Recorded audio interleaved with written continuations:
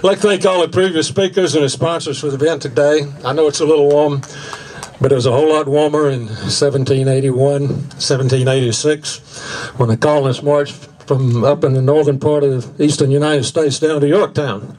And they got a few mosquitoes down there, by the way. A lot of them died on that little trip to set up this country. Not only do we owe them, but all the generations in between. I've been thinking about the Congress, the President and administration in Washington, and I keep wondering where it's headed. What's the agenda? Is it hidden? Is it out front? I don't know, but I want to point out some things that makes me wonder just where they want to take us. We're gutting defense. F-22's cut, additional tanks, radars, satellites, manpower, and so forth and so on. And then the actual war budget being placed back into the operations budget, which would reduce military expenditures even more.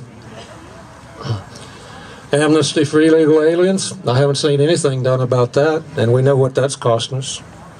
Are we trying to run the economy with cap and trade and excess taxes? Are we trying to move to socialized medicine?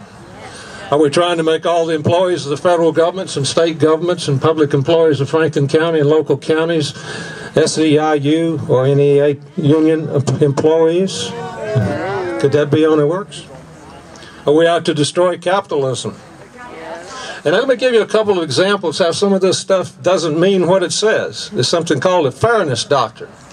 And under this, they're trying to take some of our radio programs off the air and turn them over to diversity and community action groups and on and on. But they call it the fairness doctrine, just the opposite of what it really is. And then there's that great thing called card check. The official name is something like Employees Free Choice Act. Free Choice Act. What's free about taking a secret ballot away from the American worker? That's the type of deceit that's going on in this country today.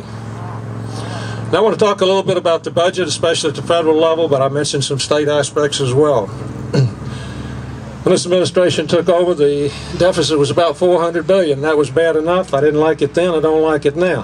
However, in 1 year it's going to 2, and now the other day they were talking about 2.5, and next month they'll talk about 3, and the following month they'll talk about 4. 4 trillion, not billion, my friends.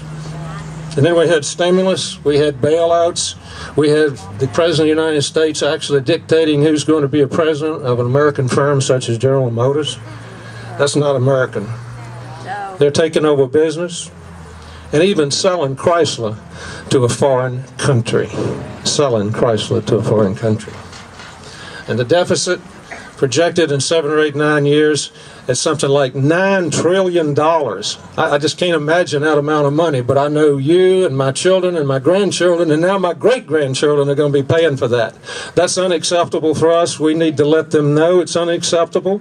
We need to vote them out next year. That's the way it is.